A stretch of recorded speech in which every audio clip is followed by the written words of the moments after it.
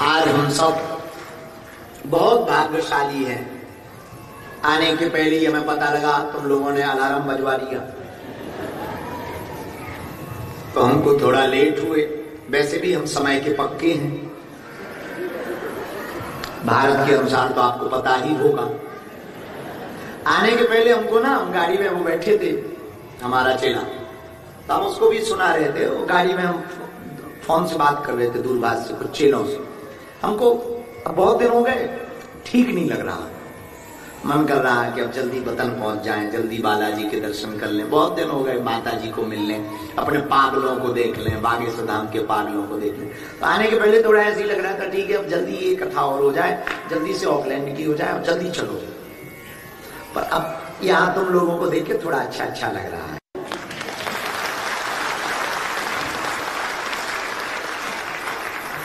एकदम ठंडा है, भयंकर ठंडी है। राम जी बचाएं, जगह खूब है, मकान कम है।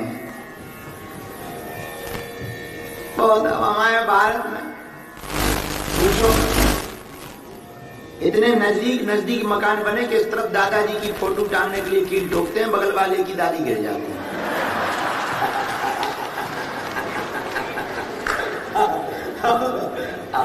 तब वो आके बताता है, भाई साहब ठीक से नहीं ठोक सकते हो। तो कहते हैं क्या ठोक सकते हो, तो दादाजी टांग देते। बोले तुम्हारी दादाजी के चक्कर में हमारी दादी उल्टी गिर गई है।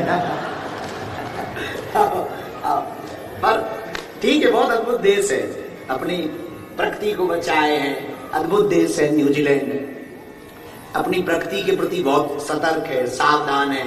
खेल पर बहुत ज्यादा प्रोत्साहित करता है, खेलों के लिए बच्चों को प्रोत्साहित करता, बच्चों को एक्टिव रखता, बहुत अच्छा है।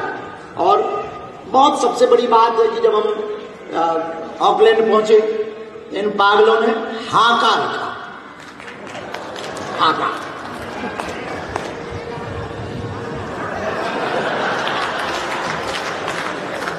बहुत अच्छा लगा। तो हमने पूछा, तो बोले पहले तो वो लड़ने के लिए इनवाइट कर रहे हैं। तो हमने अपना शरीर देखा, जब शरीर देखा उनका कुछ खास ठीक ठाक है नहीं है, उसका देखा, अपना देखा, उनका एक गुनाह भी नहीं है। लेकिन बहुत अच्छा लगा, यहाँ की प्राचीन संस्कृति, हाका को देखा, उनकी संस्कृति को देखा, उसको समझा। उन्होंने प्रार्थना भी की। फिर मन में तो था ही कि हम आए हैं तो सबको मिलने आए हैं। हम सच बताएं, कथा करने थोड़ी आए, तुम्हें जगाने आए।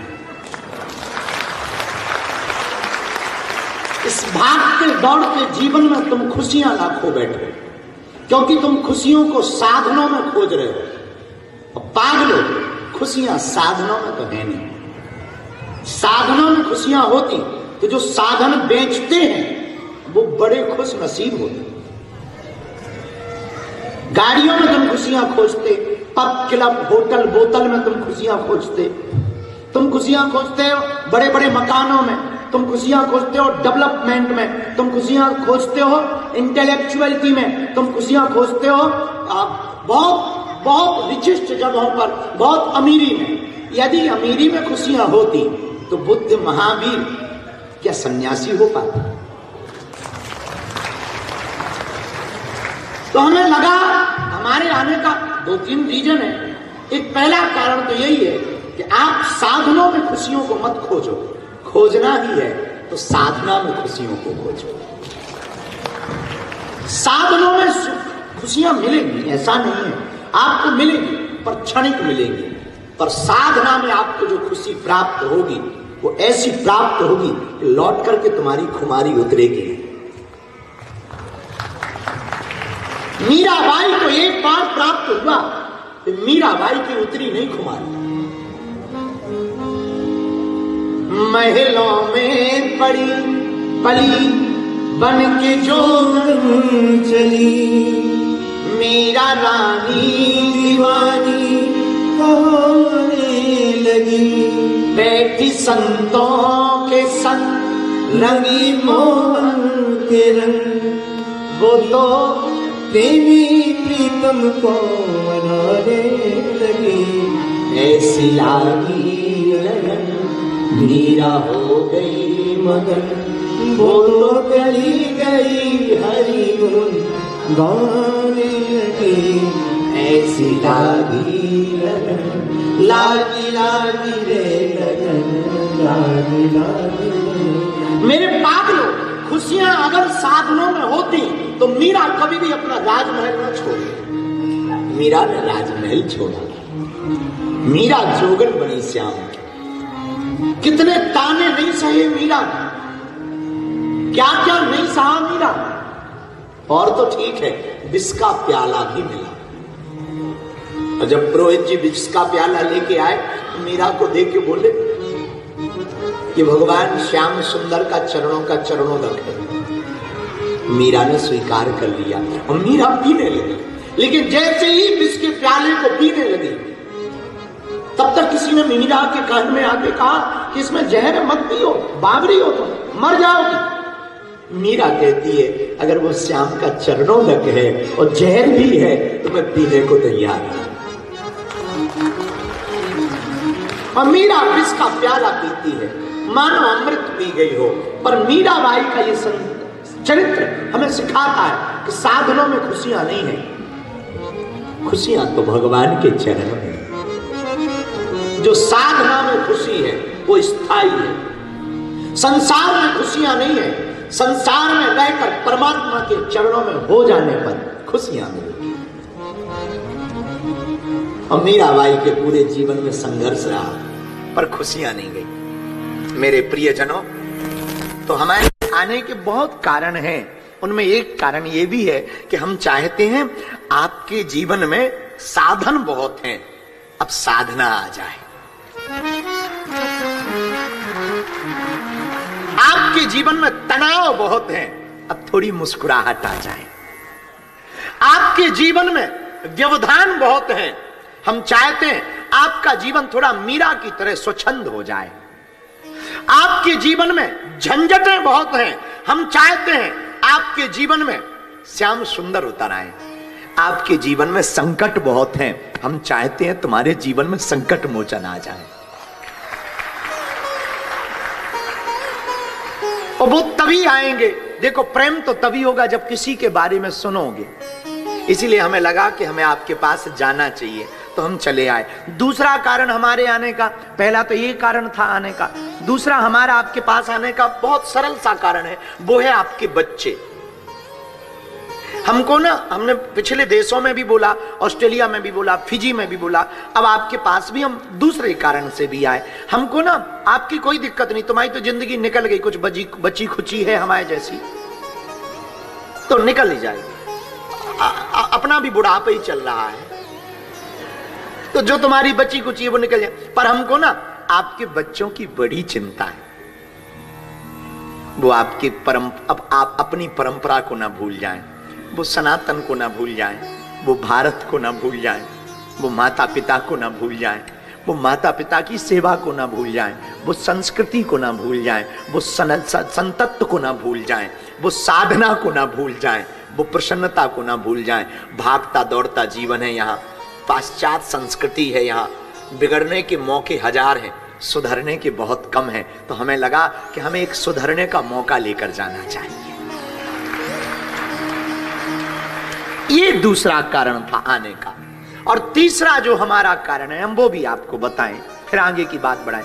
हमारे आने का तीसरा कारण है, छोटी छोटी जगहों पर खूब हिंदू रहते हैं, और हम चाहते हैं पूरी दुनिया में जहां जहां हिंदू रहते हैं वो एक हो जाए। ये हमें पता है कि हिंदुओं को एक करना मुश्किल है, यूं कहें धुआं की गांठ बनाना है, या यूं कहें आसमान में सुराख करना है, हिंदुओं को एक करना। अच्छा, यूं कहें 20 मेंढकों को एक तराजू पे रखना।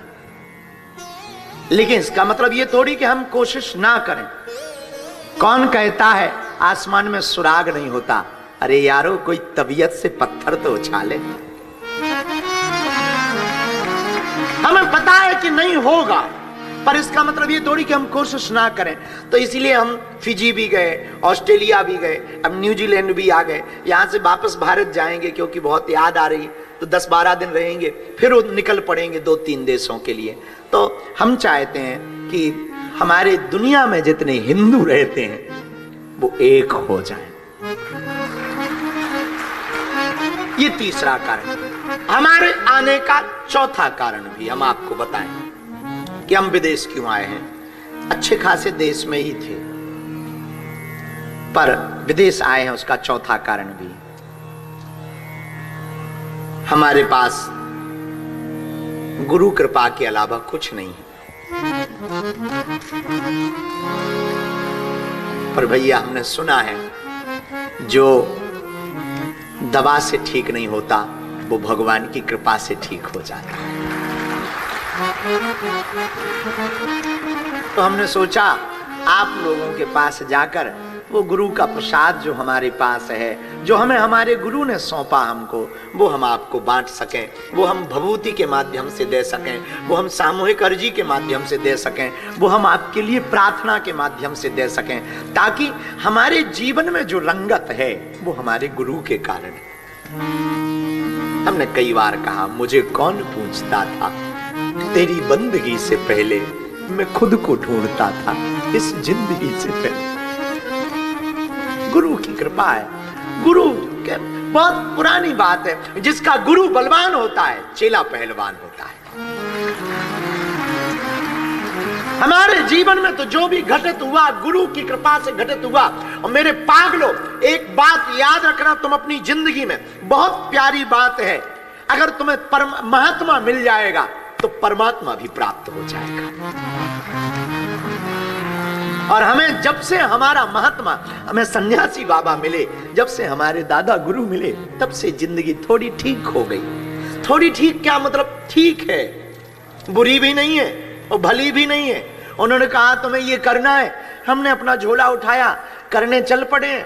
बस धक्के भी खा रहे, धोखे भी खा रहे, गाली भी खा रहे, माला भी पा रहे, कुछ लोग दक्षिणा भी चला देते, कोई फूल माला दे देता, कोई कपड़े दे देते। जो भगवान की कृपा, सब मिल रहा है भगवान की कृपा से। गालियां भी थोक में मिल रही हैं, वो भी भगवान की कृपा से। लोगों को गिनती में मिलती हैं, हमें क्विंटलों में मिल रही हैं, हाँ केजी के। भगवान की बहुत कृपा। लेकिन भैया इसके पहले तो जो जिंदगी थी वो जिंदगी नहीं थी। जब से गुरु कृपा हुई है तब से क्या कहना। तो हम चाहते हैं कि जो हमें गुरु कृपा मिली वो तुम लोगों को भी मिले, इसलिए हम परदेश आए।